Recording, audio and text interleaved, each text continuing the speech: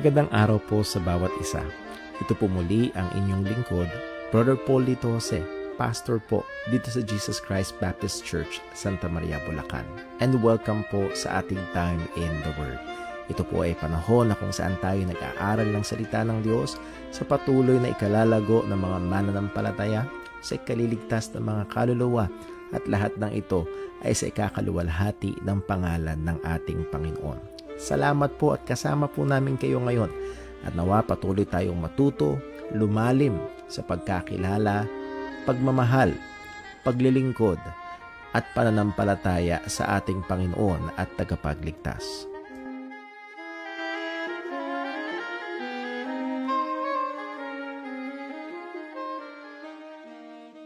Muli ho, isang mapagpalang gabi sa bawat isa sa atin at tayo nagpapasalamat sa Diyos sa kanyang patuloy na kahabagan at biyaya at maaaring yung iba ay medyo na-shock sapagkat meron tayong time in the Word. Today is Friday, usually it's a Wednesday, but last Wednesday ay nagkaroon tayo ng rescheduling sapagkat nag-celebrate kami ng 4th birthday ng aming panganay na si Timothy Paul Jose.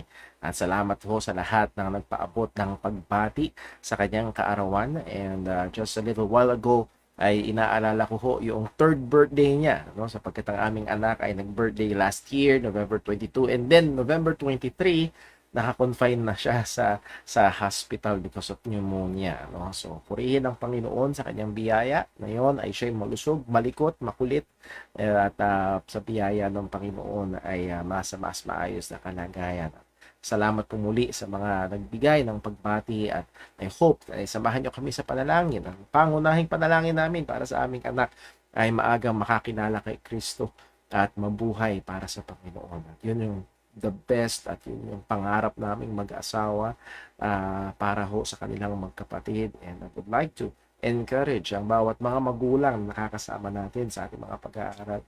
Let that be the main focus ng ating panalangin, ng ating pangarap para sa ating mga anak. Well, ilang mga announcements and reminders. Narito na, we are in the fever pitch, ika nga, ng paghahanda sa parating na Youth Conference, 2nd Youth Conference sa Jesus Christ Baptist Church. That will be November 27, this coming Monday, 9 a.m. po ang simula, 8 a.m. registration. So kung meron ho mga kabataan na nakakapanood ho dito na hindi pa kayo registered, would like to encourage you to register online. At 50 pesos lamang po ang registration fee at yan ho ay hindi bayad sa anuman, kundi medyo pang offset lang ng kaunti sa ilang mga gastusin. Nevertheless, we are very much excited.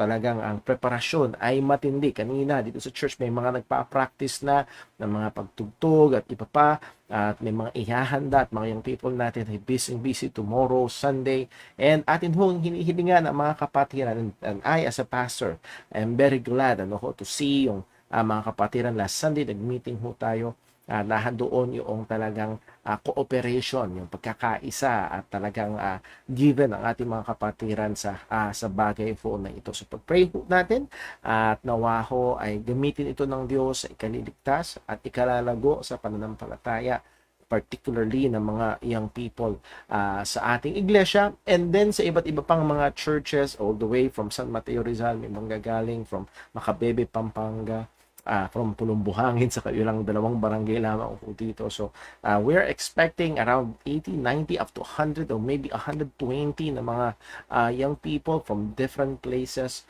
at nawa ho ay pagpalain ng Diyos. At pray with us, at ang panalangin at tinutos sa atin na magdagdag pa, manalangin tayo ng mga dagdag pang manggagawa sa taniman at sa gapasan ng Panginoon, ay nawa ay papangyarihin niya mula sa mga gawain na ito. Ang ating tema is the first and the greatest, and that is the first and the greatest command, and that is to love God, at iikot sa 3 paksa: loving God with all our heart, loving God with all our mind, and loving God with all our strength.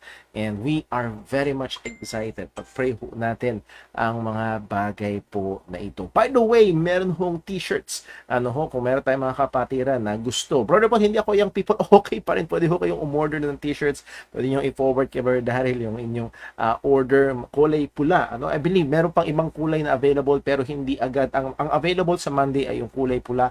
Pero kung di naman kayo nagmamadali, pwede namang ibang kulay, pero doon ang tatak is yung 5 solas of the Reformation, and that's very timely. Kakatapos lamang ng pag-aaral natin sa ating Sunday school 2 Sundays ago. We concluded yung ating pag-aaral about the 5 solas, at nawaho ay itong mga t-shirts na ganito ay maging paalala sa atin ng mga katotohanan na yon na ating napag-aralan. So we are excited.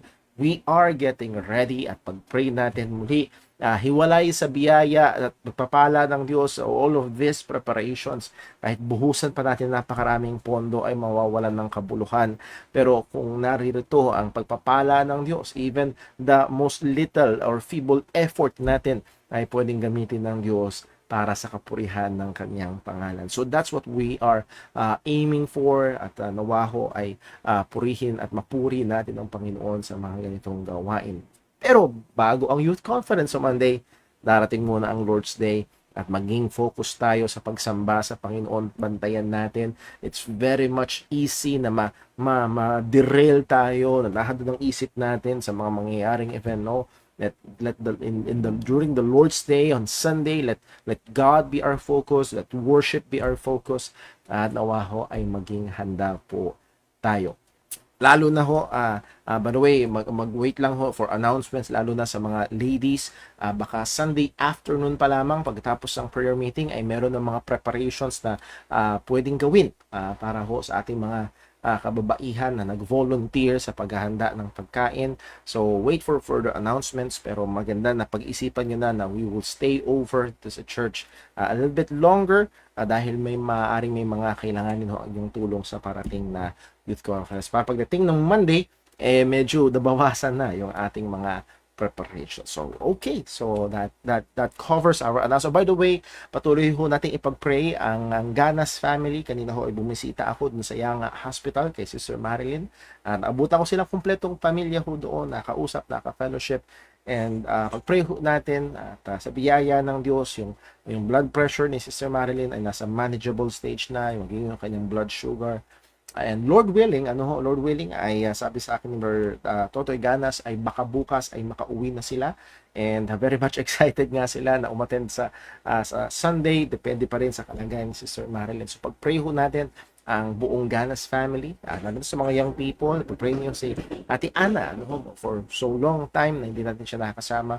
Hopefully ay ang Diyos ay kumilos sa kanyang puso at makasama natin ang buong Ganas family this coming Lord's Day or sa mga susunod pa. Okay, with that as our announcements and reminders, at nawaho ay napagpalain ng Diyos ang ating pag-aaral ngayong gabi.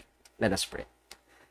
Panginoon Diyos, aming Ama sa langit, aming pinupuri at pinapasalamatan ka. O Panginoon, tunay kamangha-mangha ang iyong biyaya na sa amin, Panginoon, ay nagligtas. Salamat po sa iyong pagmamahal. Salamat, O Diyos, sa iyong habag. Salamat, Panginoon, sa iyong patuloy na kabutihan sa amin, lalo na sa pamagitan ng aming Panginoong Hesus, kami ay napatawad.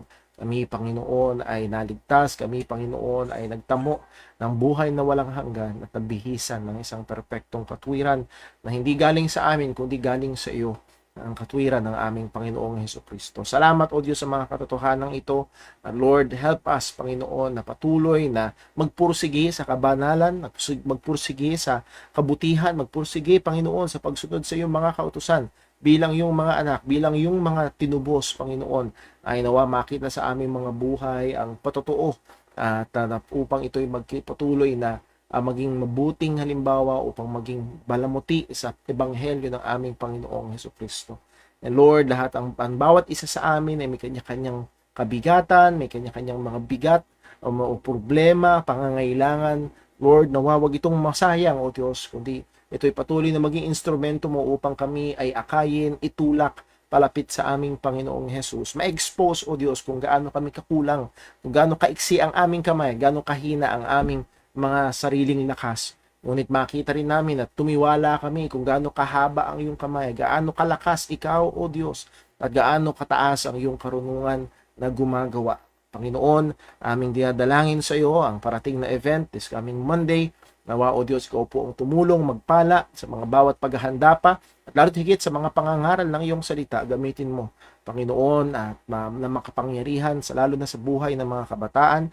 At gayon din, Panginoon, ang parating na Lord's Day, Lord, nawa tulungan mo kami na maging handa sa pagsamba sa iyo. Tatunay nga, ikaw ang aming maitaas. Lord, amin din pong hinihiling ang iyong biyaya, particularly sa Ganas family. Alam mo po ang kanilang kalagayan, pangangailangan, particularly si Sir Marilyn Ganas. Kahabagan mo po siya, tulungan mo po siya. Nawa, Panginoon, ang mga ganitong kalagayan ay lalo magtulak sa kanya palapit sa iyo. At lahat ng ito, Panginoon, ay maging kaluwalhatian sa iyong dakilang pangalan. Salamat po. And Lord, as we study your word tonight, bigyan mo po kami ng wisdom, bigyan mo po kami ng liwanag, tulungan mo kami, Panginoon, na hindi ang aming mga sarili, kung hindi ang iyong katotohanan, ang iyong salita, Panginoon, ang aming maging gabay, at ikaw po ang aming maluwalhati. Patawad po sa aming mga pagkakasala laban sa iyo. Muli kami patuloy na tumitingin at umaasa lamang sa aming Panginoong Hesukristo. Salamat sa lahat ng ito, Panginoon. Ikaw lamang ang maitaas. Dalangin namin ito sa ngalan ng aming Panginoong Jesus. Amen.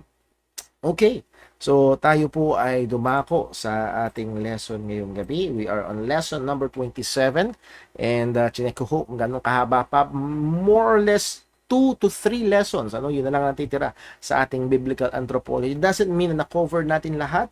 Pero I hope na ito'y mag-encourage sa atin to further our studies about this very, very important subject sa salita ho ng Panginoon. Nevertheless, ating hong pag-aaralan ho ngayon ay may kinalaman at apekto sa bawat isa sa atin. Hindi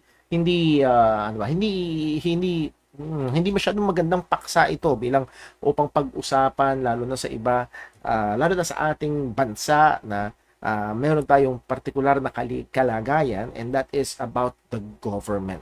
The man and the government, or particularly the Christian and the government. So tingnan natin ang ilang mga bagay na reviewin ho natin. Aralan natin ang free agency ng tao, the human gender, gender and marriage. Ang marriage is one man, one woman, and hindi yun, walang ibang paraan. Hindi pwedeng two women and two men, at hindi yun magiging kasal. And sad to say, ay nabanggit natin yung gender. Maaring iba sa inyo napansin yung aking post na nakakalungkot, na isa sa top 20 sa nakaraang Miss Universe ay isang quote-unquote transgender. No, hindi ho babae ang isang transgender. Siya ay lalaki na nagpapanggap na pagiging babae. So muli, nakakalungkot na yun ay pinagdiriwang, pinagbubunyi ng mga tao, isang hayagang pagre-rebelde sa Panginoon. Well, and then we studied about personhood. At isa sa binigyan natin ng pansin dyan ay yung issue ng abortion, and then the end of human life, and yung destiny ng tao pag namatay. And as believers of the Word of God, we believe in the intermediate state, na pag ang isang mananampalataya ay namatay, or even ang hindi mananampalataya namatay. Pag ang mananampalataya namatay, pupunta sa presensya ng Panginoon. At yun namang ding hindi mananampalataya pag namatay ay pupunta sa lugar ng pagdurusa, sa impyerno, at naghihintay ng muling pagkabuhay. Then, pinag-aralan natin man and society, yung ating komunidad na kinalalagyan. And isa sa mga katotohanan na nakita natin ay merong unity in diversity. Meron tayong diversity, iba't ibang lahi, iba't ibang kulay, iba't ibang lengguwahe, iba't ibang bansa. Pero merong ay tie na nagbabind sa lahat po sa atin. Acts 17:26 ang sabi, and hath made of one blood all nations. God hath made of one blood all nations. Galing sa iisang dugo, galing sa iisang magulang. And it is pointing to the first man and woman, Adam and Eve. All nations of men for to dwell in all the face of the earth, and had determined the times before appointed and the bounds of their habitation. We can say many things kung paano ang Diyos ay soberano maging sa bawat bansa, sa buong mundo, yung teritoryo at lahat ng nangyayari. Hindi ito labas sa kamay ng ating Panginoon.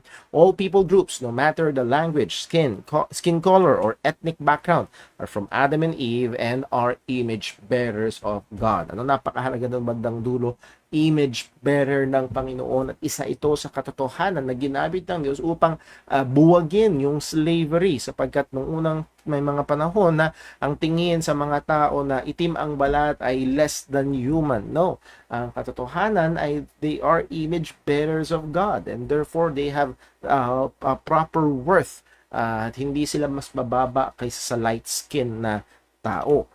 Application: racism and ethnic elitism is evil. Ano ho, yung ang tingin natin sa iba ay mas mababa simply because of their race or their nationality, or tingin natin sa ating sarili ay mas mataas simply because of our race and nationality, ay hindi huyaan marapat.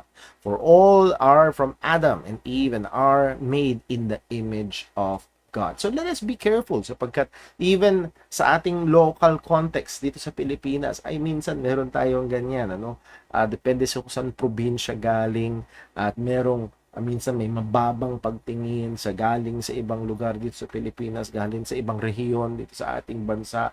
Yun namang iba mataas ang pagtingin sa sarili pag galing sa Maynila, so on and so forth.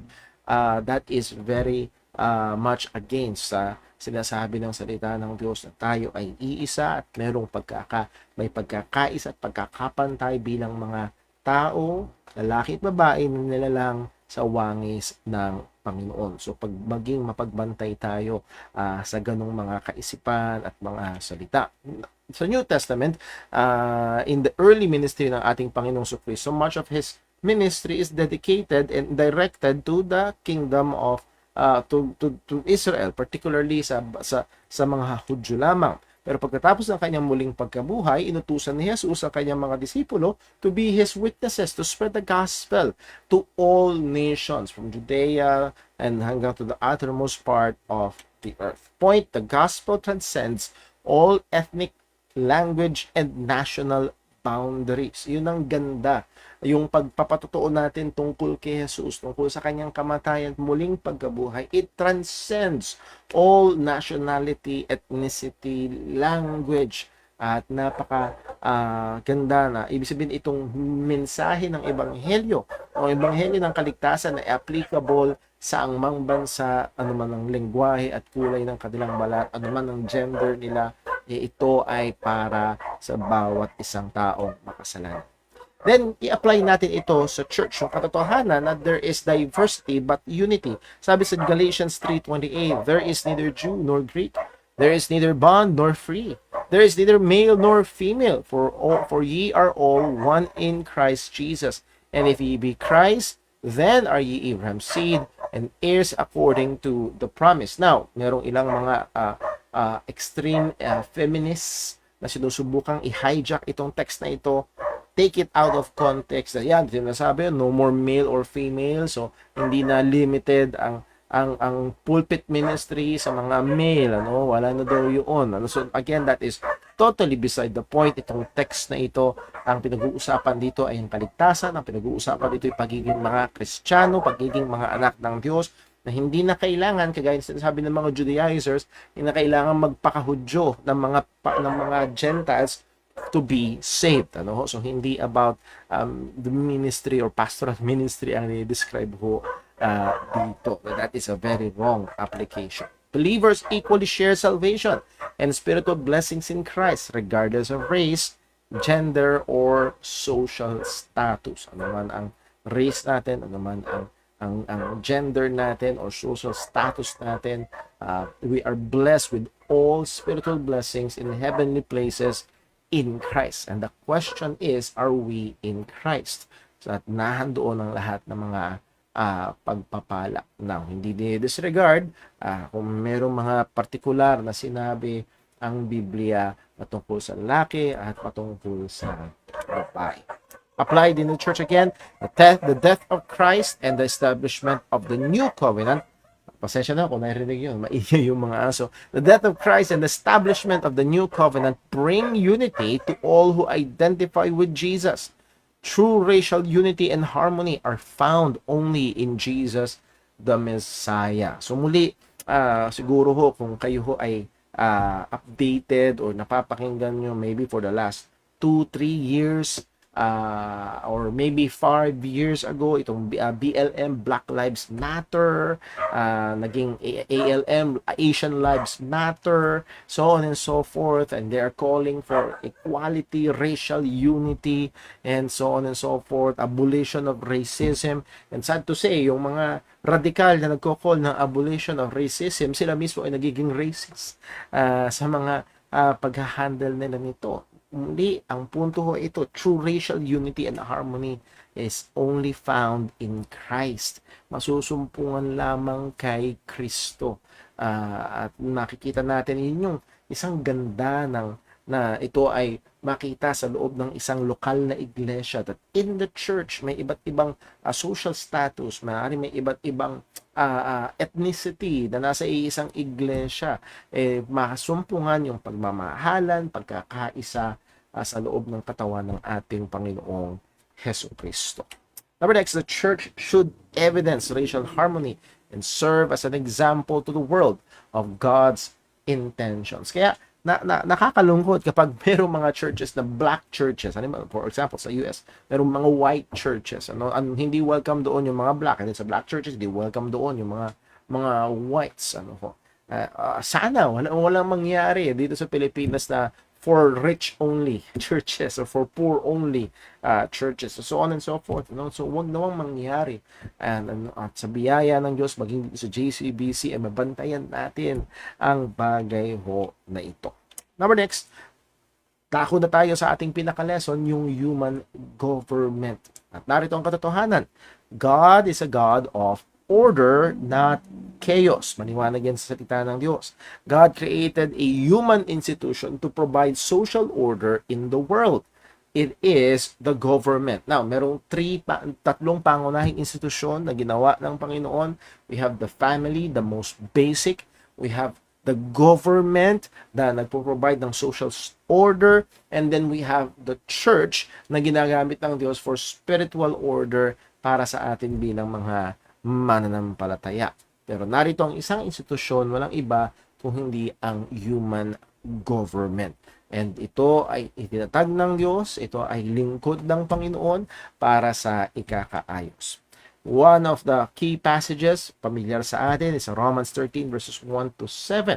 At again, this is a very good text na magandang basahin, pagbulayan, lalo na kapag merong may iinit na issue patungkol sa atin hong gobyerno. Another one is 1 Peter chapter 2 verses 13 to 17. Now, we don't have time to read both. Puntahan natin ang Romans 13. Ang sabi, Romans 13 verse 1, let every soul, not just Christians, but every soul, be subject unto the higher powers. For there is no power but of God, and the powers that be are ordained of God. So, magpipigil ako dito, mag-comment agad na mag-comment sapagkat meron tayong I believe na observations from this passage. Pero one point lang, governments are ordained of God. That's a very clear truth. Verse 2, whosoever therefore resisteth the power resisteth the ordinance of God, and they that resist shall receive to themselves damnation. For rulers are not a terror to good works, but to the evil. Wilt thou then not be afraid of the power? Do that which is good, and thou shalt have praise of the same. For he is the minister of God to thee for good. But if thou do that which is evil, be afraid. For he, at yung he dyan is the government particularly, or nagre-represent sa highest position sa government, maybe king or a president. For he, the government, beareth not the sword in vain. For he is the minister of God. Ang government ay lingkod ng Diyos. At yung iba medyo nabubulunan na agad at tungkol sa bagay na ito. Again, this is what the word of God is saying. A revenger to execute wrath upon him that doeth evil. Wherefore ye must needs be subject, not only for wrath, but also for conscience sake. Puputuhin natin yan mamaya. For this cause they pay ye tribute also. For they are God's ministers, attending continually upon this very thing. Render therefore to all their dues, tribute to whom tribute is due, custom to whom custom, Fear to whom fear, honor to whom honor. Ayan. So, that's a very good text, and that's why napakaganda ng salita ng Diyos, at ang salita ng Diyos ay hindi kalaban ng gobyerno kapag ito ay gumagawa ng sangayon sa sinasabi ng salita ng Panginoon. So tingnan natin, warning, the mantra of others, yung sinasabi nila na no king but Christ, is true in a sense. Tama naman, Christ is the King of Kings and Lord of Lords. At ang hari natin ay walang iba kundi ang ating Panginoong Hesukristo. But as I've said, in a sense, it is true. Pero it can be easily abused and misused. Nang sasabihin ng iba, well, ang aking lang hari ay si Jesus, sino ka? Ano sasabihin sa presidente, sino ka? Sasabihin sa hari, sino ka? Ang ibig sabihin ay, hindi ko kinikilala yung kapangyarihan mo. Hindi ko kinikilala yung otoridad mo.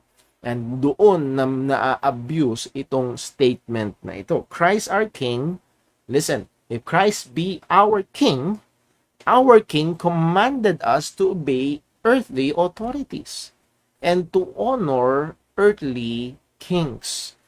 Kung totoo ang ating sinasabi that Christ is our King, ang hari nating si Kristo ay nag-utos sa atin na masumunod at magpailalim at magbigay honor sa mga makalupa na mga otoridad.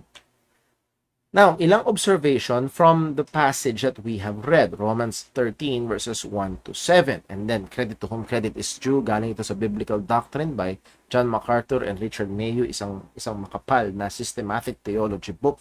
And let's look at some observation. Number one, God has appointed human government as His servant. Government is part of God's common goodness to mankind. So muli, ang sabi ng salita ng Diyos, the government, He is God's minister. At yung word na minister, ang ibig sabihin is one who serves or servant. So yes, hindi perfect, hindi rin naman Christian ang ating government, pero ito ay ibinigay ng Diyos to serve yung layunin ng Panginoon.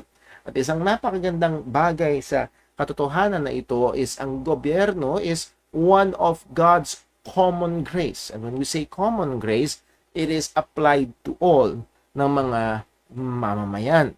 Therefore, pag nga ho na pag-uusapan ang politika, at lalo na mga pastor na lumalahok sa politika, hindi pwedeng maging, for example, nag-mayor ang isang pastor, hindi siya pwedeng mayor lamang ng mga Baptist o mayor lamang ng mga Methodist. Siya ay mayor articulate, hindi siya mayor ng isang grupo ng reliyon. Siya ay mayor ng isang bayan. At bilang mayor, siya ay maglilingkod sa kanila. Kaya nga ho, napakahirap at mapanganib sa isang lingkod sa iglesia ang lumahok, lalo na sa quote-unquote maduming politika dito ho sa ating bayan, sapagkat higit sa malamang ay nahandoon ng kompromiso sa maraming mga bagay. Pero ang punto na gusto nating makita ho dito, God has appointed human government. So let us be very, very careful, lalo na kapag mayroong mga nananawagan sa pagbuwag ng gobyerno. Ayan. So pag meron tayong mga naririnig, mga balita, mga nagwewelga na ang layunin at gusto nila ay mabuwag ang gobyerno, ay maging napaka-maingat tayo. Muli, pag binuwag ang gobyerno, hindi pwedeng wala ang mag-govern.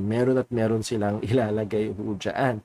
At marami ang nagsisi pagkatapos. So, let us be very careful. Number two, since God appointed government, resisting government is resisting God. Muli, He is the servant of God. At kapag ginagawa ng gobyerno yung kanyang trabaho, sang-ayon sa mandate na ibinigay ng Panginoon, and if we resist that government, we resist God. When we sin against government, again, sang-ayon sa tamang gawain at trabaho na ibinigay ng Diyos sa kanila, kapag nire-resist natin yun, nagkakasala din tayo. So, those who resist it, its authority will be judged. Muli, ang sabi sa Romans 13 verse 2 ay, He beareth not the sword in vain. Hindi display lang yung espada. Sa panahon natin ngayon, hindi display lang yung baril. Ibig sabihin talagang merong anong tamang salita? Punishing arm. Merong kapangyarihan para magparusa ang gobyerno na inilagay ng Panginoon. And yes, even capital punishment, pag tinignan natin ang salita ng Diyos. Number 3, one purpose of government is to punish those who do evil. Please take note, hindi lamang ito ang purpose ng government, pero ito ay isa, at let me add to this, ito ay isa sa mga pangunahing purpose ng gobyerno, to punish those who do evil. Pwede makikita rin natin sa 1 Peter chapter 2 verse 14. Thus, the one in authority is an avenger who carries out God's wrath on the wrongdoer. Okay? So, merong nahando ng pagpaparusa ng Diyos, nahando ng puot ng Diyos sa mga kaparaanan na ine-exercise at binapataw ng Diyos yung kanyang puot, yung kanyang parusa sa mga gumagawa ng mali. Isa sa mga tools ng Diyos ay ang human government. Romans 13 verse 4. Government functions as God's mediator to curb evil. Anong ibig sabihin? Isa sa function ng gobyerno is to curb, that is to pigilan ng mga gumagawa ng masama. Wag ito hayaang lumaki, wag ito hayaang dumami, sugpuin, sikilin, sakalin yung mga para wag dumami yung mga gumagawa ng masama. So doon yung pagbibigay warning nga na he beareth not the sword in vain. Pagdating sa pang-apat na observation natin, government has the right to carry out capital punishment. Muli, sa Romans 13 verse 4, he does not bear the sword in vain. Hindi pala din sa verse 2, kanina ka lang sa verse 4. Yung espada na yun ay sumisimbolo sa pagpaparusa at kung kinakailangan gagamitin para kumitil ng buhay. So therefore, government has the right to carry out capital punishment.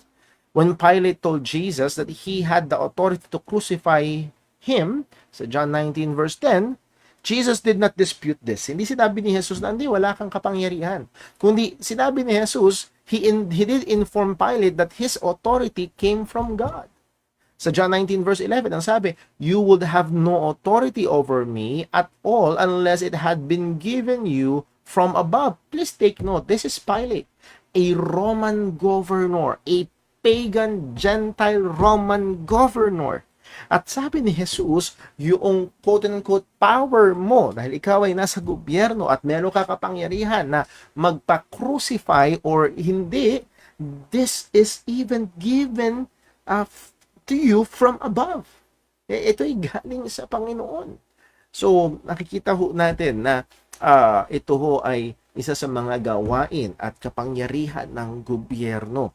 At ito ay marapat at dapat nilang gawin. And sad to say, dito sa Pilipinas dati ay may capital punishment, pero ngayon ito ay sa ngayon ito ay inabolish. Hopefully sa mga susunod na eleksyon, it will play part sa atin hong mas matalinong pagpili. Number 5, another function of government is to approve and praise those who do good. Hindi lamang magparusa sa masama, kundi isa sa gawain ng gobyerno ay i-approve at ganoon din purihin ang mga gumagawa ng mabuti. That's why kung meron tayong nakikita na minsan ang ating gobyerno nagbibigay ng award sa mga natatanging mga mamamayan, sa mga matatapang na sundalo at mga may malalaking magkakaroon ng magandang pagturbisyon sa ating lipunan. That is very good. Sana makita natin sa mga report, pag nire-report sa TV, huwag natin PR lang yan. Okay, nagagawa yung trabaho na ibinigay ng Panginoon sa kanila. So, peaceful, law-abiding citizens need not fear the authorities. Few governments will harm those who obey their laws. Rather, they seek to honor them. Again, merong mga exemption sa rules na ito na pag gumagawa ng mabuti, pinaparusahan pa ng gobyerno. There are some cases, there are cases higit lalo na dito sa ating bansa, pero by and large ang mga law-abiding citizens ay hindi pinarurusahan. By and large sa biyaya ng Panginoon sa ating bansa, ang mga sumusunod sa batas, mga sumusunod sa kaayusan ay hindi pinarurusahan, at yung mga hindi sumusunod sila ay pinarurusahan. Muli, hindi perpekto ang ating gobyerno, pero by and large, sa biyaya ng Panginoon, as kahit ganitong estado ng ating gobyerno ay nagagawa, nagkakaroon naman. Yes, mabagal yung ilang mga bagay. Yes, maraming may kakulangan. Oo, merong korupsyon. Pero salamat sa Diyos, meron pa rin tayong working justice system. Not perfect, pero doon pa rin yung paggawa, doon pa rin yung pag-iral nitong mga bagay ho na ito. Now, let me just put it here na minsan kasi meron tayong tendency na pag meron tayo nakitang isang mali sa gobyerno, ang aalisin na yung gobyerno na yan. Therefore, mawawala ang lahat ng gobyerno sa lahat ng bansa dahil walang gobyerno na walang palya. Muli, let us be very careful sa bagay ito. Again, if we go back dun sa words ni Jesus Christ kay Pilate, si Pilate muli ay isang paganong, Romanong gobernador. But still, sinabi ni Jesus, yung kapangyarihan na meron sa kanya ay galing sa Panginoon. Number 6, government is a cause for terror. Ayan, terorista ang gobyerno. Well, may particular to those who do bad things. Dapat silang matakot. Talagang dapat ang gobyerno ay katakutan ng mga gumagawa ng masama. At napakaganda kapag ang ating gobyerno ay gumagawa ng mga hakbang upang ang mga gumagawa ng krimen, gumagawa ng mga nakakapinsala sa lipunan ay matakot. At talagang magdalawa, tatlong isip at talagang wag na lang gumawa ng masama. So that is very good. At maganda na suportahan natin yung mga bagay na yun. Muli, I hope itong mga pinag-aaralan natin ito ay maging gabay din natin, na tulong din sa atin pag tayo ay boboto sa mga susunod na panahon. Those who break the law must be afraid of the consequent punishment. Even the most godless governments can deter criminal behavior. So muli, kahit yung mga lugar na kung saan mas grabe ang kanilang gobyerno sa korupsyon, kahit papaano ay meron din namang pagkilos kapag merong mga ng hold up ng bangko, kapag merong mga ng re-rape, kapag merong mga gumagawa ng mga napakatitinding mga kasamaan, nahadun pa rin naman yung pagkilos ng kanilang gobyerno. Ba't yung sinasabi ho yan? Yes, bilang Pilipino, hindi perpekto ang ating gobyerno, pero salamat sa Diyos, we can still thank God sa gobyerno na kanyang nilagay dito sa ating bansa, at nawa ay as He had commanded us ay ipag-pray natin na mapatuloy na magawa nito ang trabahong binigay ng Diyos, at kung kalooban ng Diyos, sa biyaya ng Diyos, ay iligtas niya ang mga namumuno sa ating bayan. Number 7, all people, and especially Christians, are to be subject, as sabi sa Romans 13:1, that all souls, lahat ng tao, at kasama din ng mga Kristiyano, be subject to human government. The one exemption arises if obeying a civil command means disobeying a command of God. In this case, we must obey God rather than men. So, yes, tayo ay inuutusan ng Diyos to obey, to be subject to human governments. At ang exemption lamang dito na makikita natin sa salita ng Diyos, at meron tayong mga examples na titignan from Exodus, from Daniel, and iba pa, na kung saan kapag ang inuutos ng gobyerno o nung nasa pamunuan ay kontra sa maliwanag na sinasabi ng Diyos, ang marapat nating sundin ay ang Panginoon.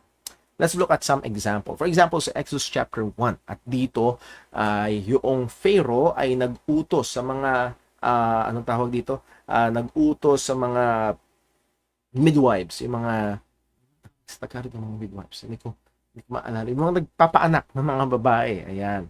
So, basahin lang natin. And he said, when ye do, yung Pharaoh, at pinatawag niya yung midwives ng mga Hudyo. I believe, meron lang 2 midwives ng panahon na yun. Sila nagpapaanak sa mga Hudyong babae. And he said, when ye do the office of midwife to the Hebrew women, and see them upon the stools, if it be a son, then ye shall kill him. Pag yung lumabas ay lalaki, patayin.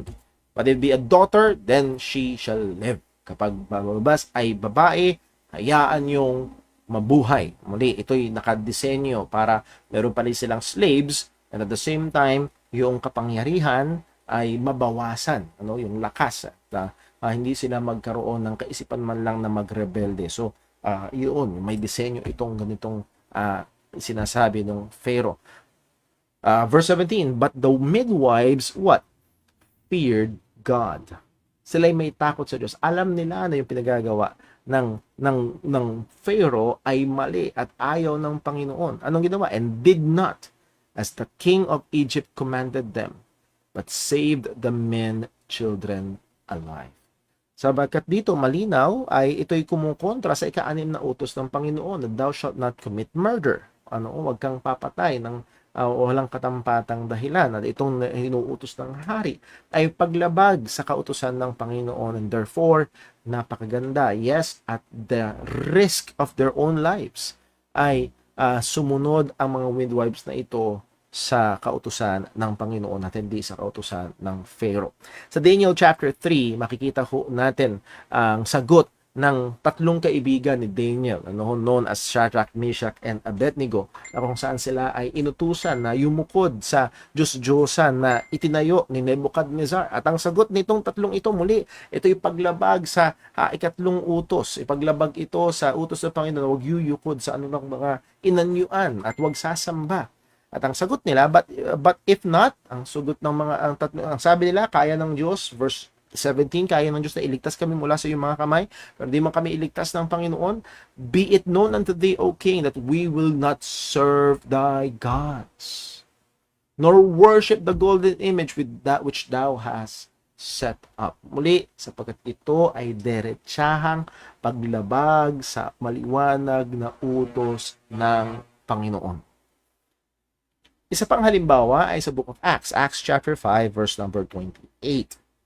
Na kung saan yung mga apostol ay pinagbawalan na mangaral o ipangaral ang ebanghelyo ng ating Panginoong Kristo. Ang naging ito ang nangyari, verse 28, saying, nung sila ay inaresto at nung sila ay dinala sa gitna ng Sanhedrin, ang sabi, saying, did we not straightly command you that ye should not teach in this name?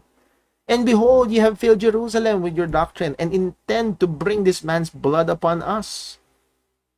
Di ba, itutusan namin kayo, sinabihan namin kayo na huwag nyo ipapangaral ang pangalan ni Jesus, pero ayun, tinuloy nyo pa rin. Pinuno nyo ang Jerusalem ng doktrina, ng katuruan. Ito.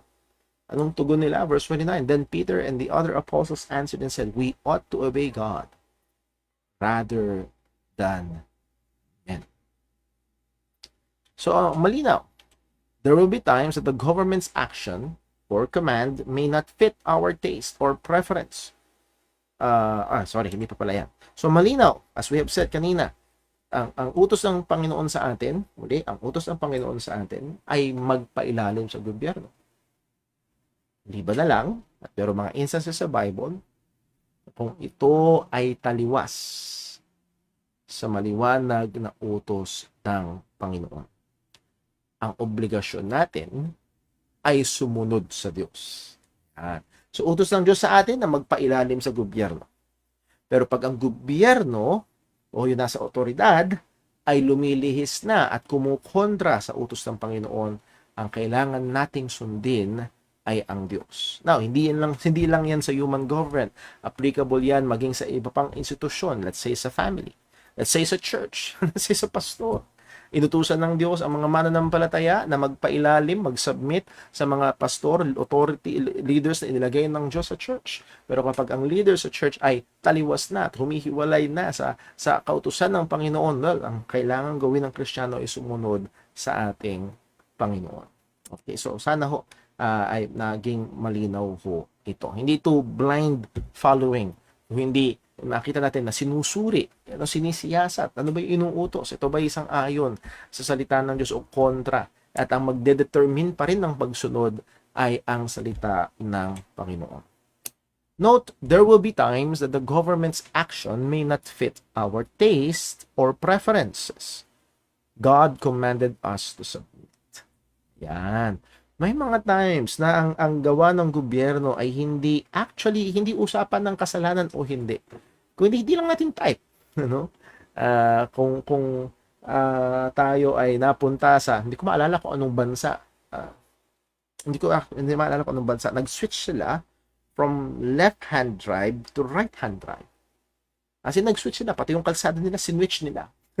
At nung in-apply na nila, malaking gulo ang nangyari at tunay, may maraming nagalit. At maaaring maraming aksyon ng ating gobyerno na hindi natin type. We do not seek ika nga eye to eye with the actions and mga mga anuhan ng mga pinagagawa ng ating gobyerno. Muli, kung hindi ito usapang moral, hindi ito usapang paghiwalay o pagsuway sa Panginoon, ang utos sa atin ng Diyos ay mag-submit tayo sa kaautoridad. Number 8, patuloy tayo sa observation. Obeying government eases one's conscience. Ayan. Sa verse 5, para lang maalala natin, ang sabi sa Romans 13 verse 5, wherefore ye must needs be subject. Kailangan nyo magpailalim. Yun ang sinasabi ng salita ng Panginoon. Not only for wrath. Hindi lang dahil may espada siya.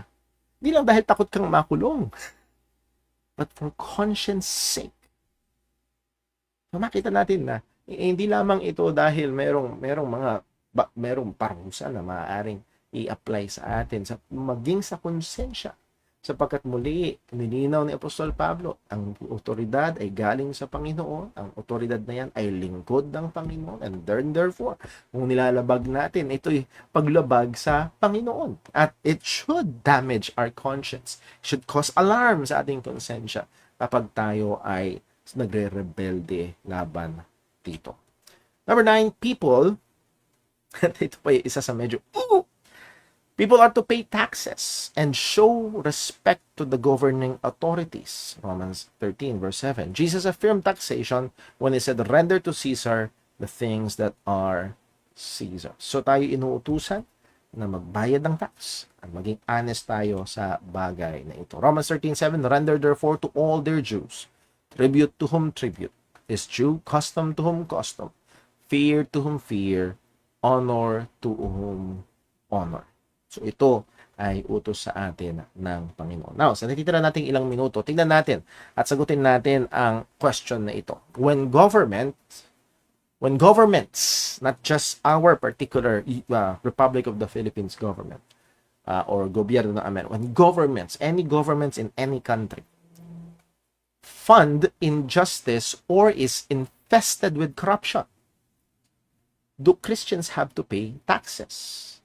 Kaya, kapag ang gobyerno ay nagfa-fund ng injustice, salamat sa Diyos, wala sa atin, pero ang Amerika for many years, since 1970s, ay nagpopondo ng abortion, na kung saan yearly 2 million plus na sanggol sa sinapupunan ang pinapatay. At karamihan doon ay may pondo o galing sa pondo ng gobyerno. Ngayon, ikaw ay Kristiyano na laban sa abortion. Yan. So, makikita natin kung saan pumapasok na maaari maging ng ganitong bagay. Or hindi na lang yun, kung di infested ng corruption, at medyo mas identifiable siguro sa atin yun. Now, kailangan ba magbigay ng tax ng Kristiyano? Note, this could be a very sensitive issue. Sapagkat ngayon pa lamang habang dinidescribe natin, maaaring sa ating sarili, ayoko, syempre, hindi ako magbibigay. Syempre. So, muli, ang hayaan natin, there are believers in both yes and no sides. Mayroong mga mananampalataya sabing, yes, kailangan pa rin mag-tax. Mayroong mga mananampalataya sabing, no, huwag na mag-tax. At meron namang nasa gitna. Yes and no, depende, case-to-case basis. And there will be the deciding arbitrary. Kung sila magbibigay o hindi. Minsan, depende kung sila nakaupo. So, muli, ay natin sasagutin ang bagay po na ito. So, we must turn to Scripture to give us guidance. Putahan natin ay sinasabi ng salita ng Diyos.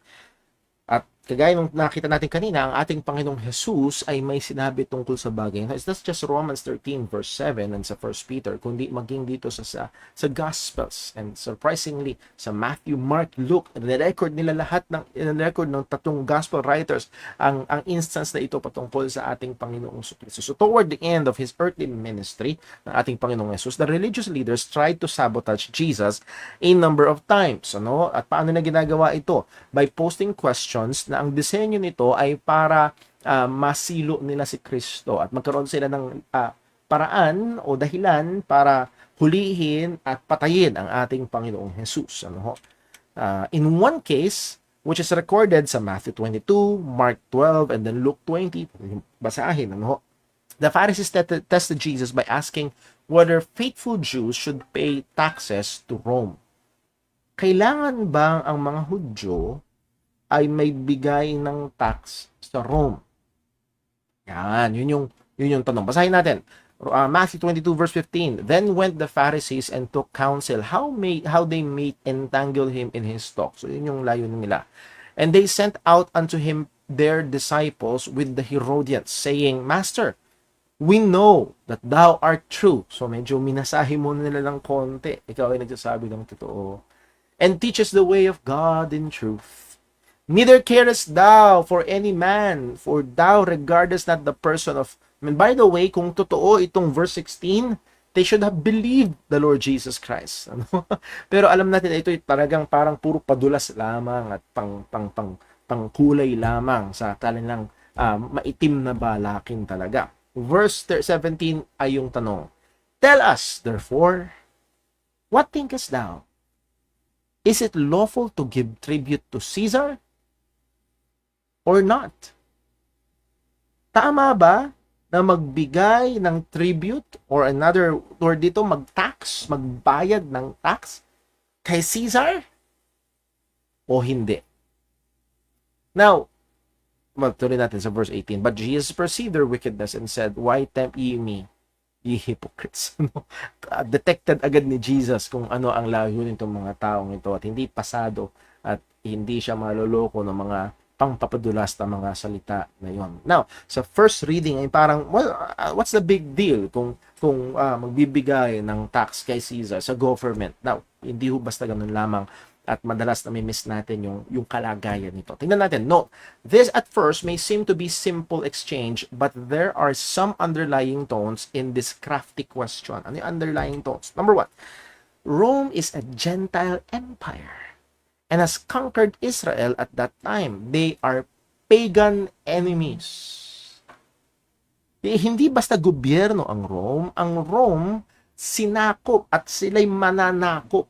Sinakop nila ang Israel. Kaya itong Rome, ang existing government, ang nangungunang government noong time na yon, sapagkat nananakop sila at talagang in a very vicious way, naglulunsad sila talaga ng maraming gera para sumakop ng maraming mga teritoryo. At hindi lang so basta usapan ng military might, they are pagan, as in mananambahan na sumasamba sa iba't ibang mga Diyos-Diyosan.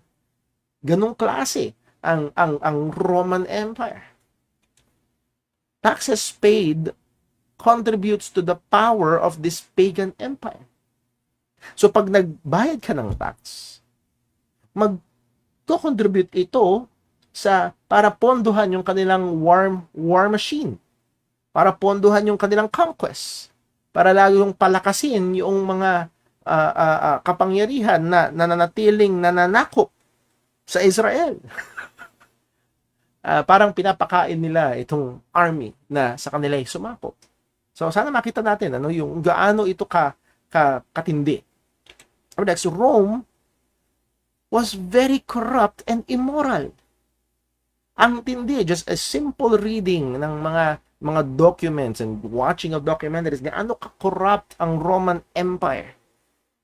Gaano ka-violente yung mga nilulunsad nilang mga gera, gaano ka-immoral yung mga lifestyle. Karamihan ng mga Caesars ay mga bading, talagang grabing lifestyle.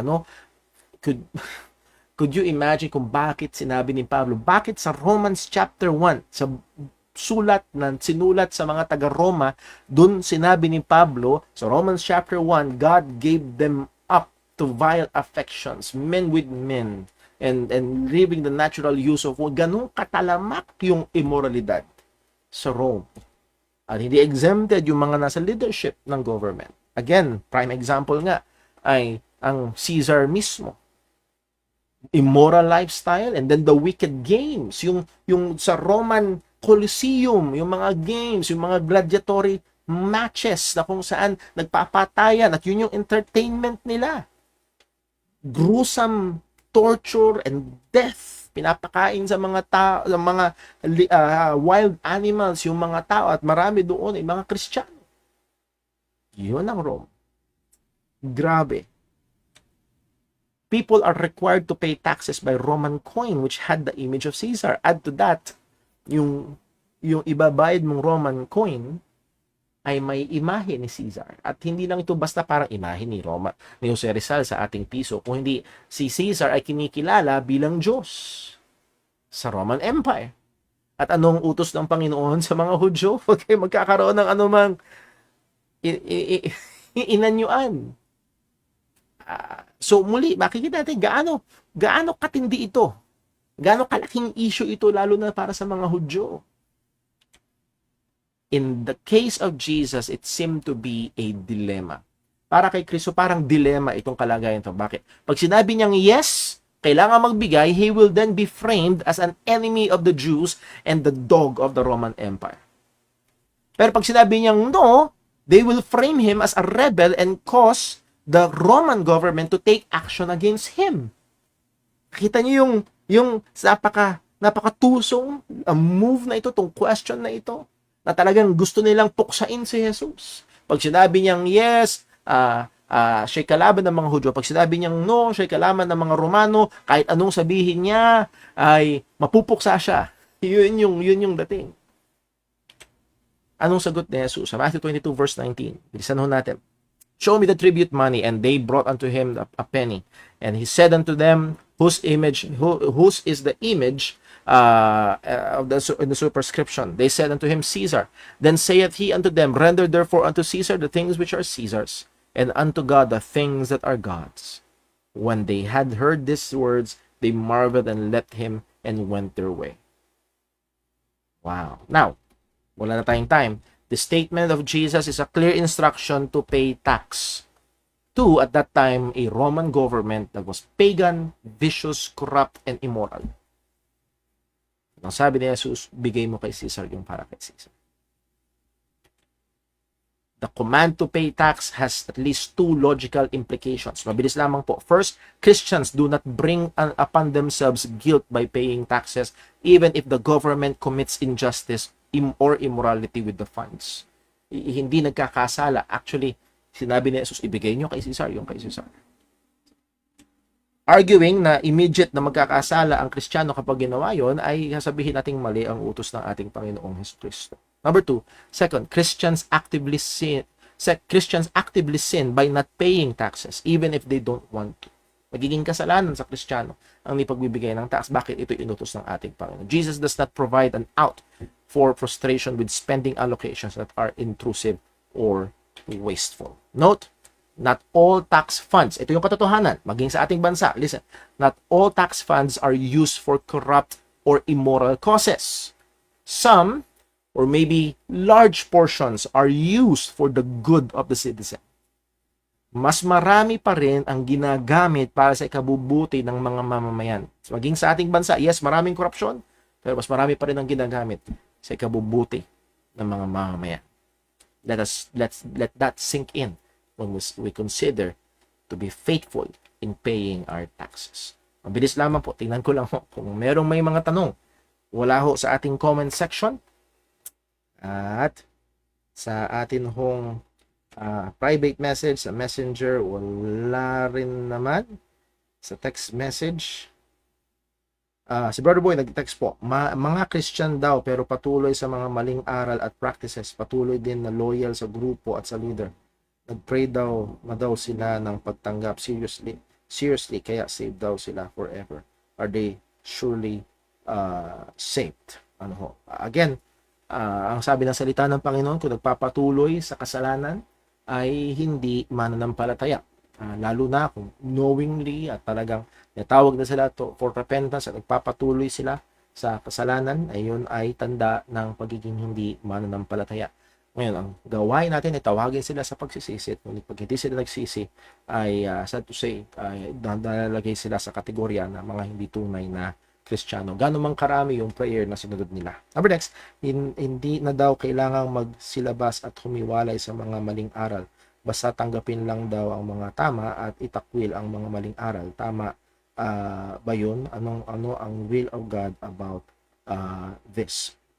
Again, lalo na ho, ang unang kailangan identify kung ang let's say, ang religion o ang grupo kilalagyan, Kristiyano ba ito? Kristiyanong iglesia ba ito? Pag sinabi natin Kristiyano, unang basihan ay ito ba ay nangangaral ng ebanghelyo?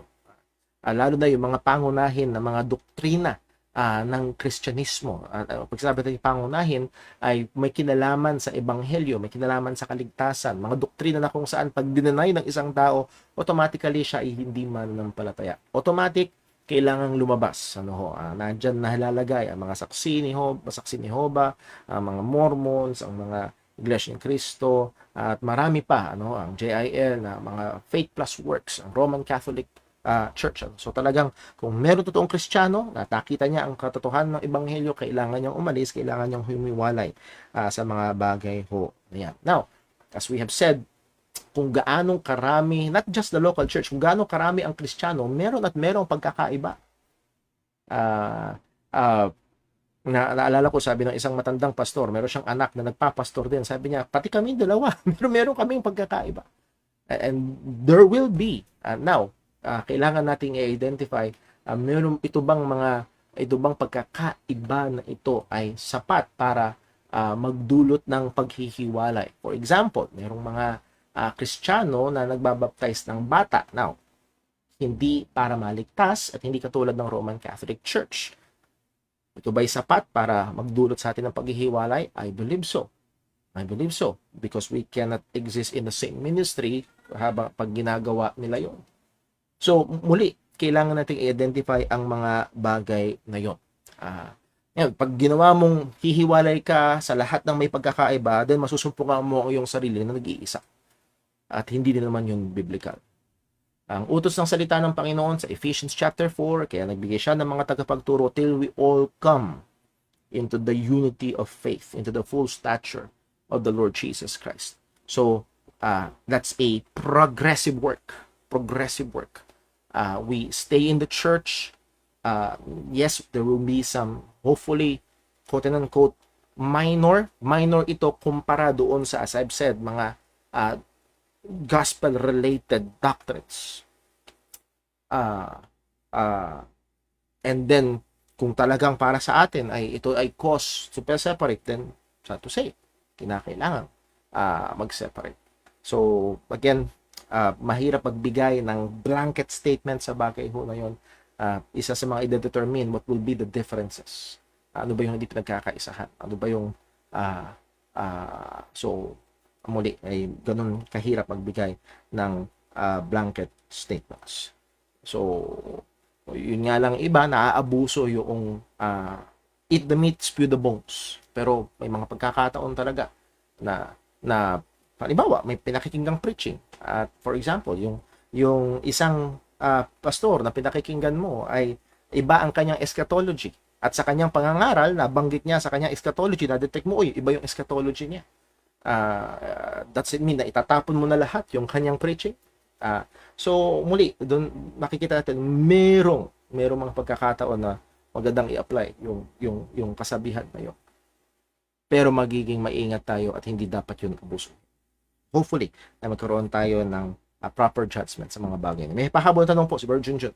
Tanong po, may mga hari na niyuyukuran ng mga tao bilang hari. Mari po ba ito? Now, yung pinag-utos ho ng Panginoon doon sa Ten Commandments, wag niyo silang yuyukuran, wag niyo silang sasambahin or paglilingkuran man sapagkat iba yung mga ribulto, iba yung mga Diyos-Diyosan. Iba rin naman yung pagpapakita ng respect sa mga human authorities. Sa panahon natin ngayon, hindi pagpapakita ng respect sa mga human authorities ay maaari sa pagbibigay ng daan sa kanila, na doon yung kakamayan natin sila at meron tayong ibang paraan ng pagpapakita ng respeto at maaaring sa ibang kultura at pagpapakita ng kanilang respeto ay pagyukod. Now, wag na tayong pumunta sa mga hari. Naalala ko lang ho, nung ako ay nagtatrabaho pa sa Amerika, naobserbahan ko sa airport. Dalawang nakita kong gumagawa nito. Una, mga Hapon. Kapag yung boss nila ay aalis na, walang tigil yung mga naghatid doon sa boss nila. Yukot ng yuko, yuko ng yuko, yuko ng yuko. Isa pa, nakita ko rin naman sa Middle East, I believe mga Indian na dumating yung kanilang nanay, andun yung pagyuko nila sa kultura naman natin bilang mga Pilipino, sa ating pagmamano, sa ating mga magulang o sa mga nakakatanda sa atin, meron tayong pagyukod. Ayan. Pero hindi yun pagsamba na kagaya ng pinagbabawal sa Ten Commandments. Magkaiba ho yun. So, kailangan nating paring maging maingat dahil napakadali, dahil meron talaga, for example, ang mga North Koreans, yuyukuran nila sa Kim Jong-il. Pero sa kanilang pagyukod dito, kasama doon yung pagkilala nila kay Kim Jong-il na mas mataas bilang deity, bilang Diyos. Ganun sila kapanatiko. That's wrong. That's wrong. Pero kung ikaw ay yumukod para magmano sa iyong magulang, pagpapakita ng paggalang, na utos din naman ng Biblia, walang masama ako doon. So, muli, kailangan nating i-determine yung mga bagay na yun. Now, merong mga hari sa kasaysayan na talagang dinidemand ang mga subjects nila na magpatira pa sa lupa, na halikan ang kanilang, again, nakikita natin na meron ng mali doon sa hari at mali doon sa mga gumagawa nito. So, this should be, we should have proper discernment sa mga bagay. I hope na nakatulong sa ating mga kapatirang nagtanong. With that, let's pray. Panginoong Diyos, aming Ama sa langit, salamat po sa biyaya mo, salamat sa mga salita mo na patuloy na gabay sa amin at nawa, tulungan mo kami. Lalo na, Panginoon, sa mga bagay na sa amin ay sensitibo, na lalo kami magkaroon ng wisdom na i-apply ang iyong mga salita at pakita namin, Panginoon, ang pagtatapat sa iyo, gayon din ang pagmamahal sa mga kapatiran at upang patuloy na maluwalhati ang iyong pangalan, maging sa aming pakikipag aming relasyon sa gobyerno na nilagay mo sa amin. At nawa, Panginoon, ikaw pong patuloy na maluwalhati, ingatan mo kami, tawarin mo kami sa aming mga pagkakasala at pagkukulang, at nawa, ikaw pong patuloy na gumabay sa amin habang kami namumuhay sa mundong ito. Salamat po sa biyaya mo, dalangin natin sa pangalan ng aming Panginoong Hesukristo. Amen. God bless po, gandang gabi, at dito ko natatapos ang ating time in the Word.